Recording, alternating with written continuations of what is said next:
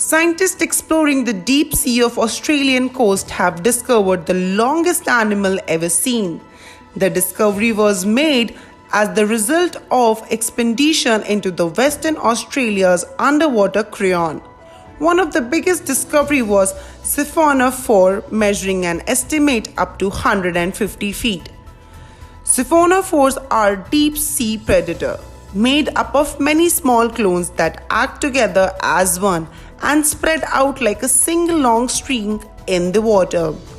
Researchers think this particular Siphonophore may be the longest yet found.